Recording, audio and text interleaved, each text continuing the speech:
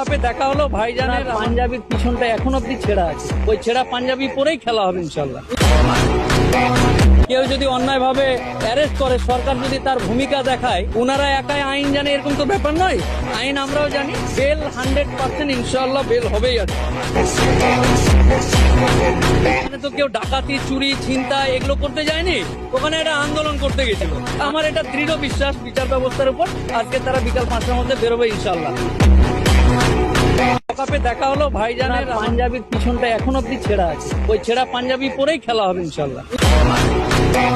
কেউ যদি অন্যায়ভাবে অ্যারেস্ট করে, সরকার যদি তার ভূমিকা দেখায়, ওনারা একাই আইন জানে এরকম তো ব্যাপার নয়। আইন আমরাও জানি, বেল 100% ইনশাল্লাহ বেল হবেই আছে। এখানে তো কেউ ডাকাতি, চুরি, ছিনতা এগুলো করতে যায়নি, ওখানে একটা আন্দোলন করতে গেছিল। আমার এটা দৃঢ় বিশ্বাস বিচার ব্যবস্থার উপর, আজকে তারা বিকাল 5টার মধ্যে বেরোবে ইনশাল্লাহ।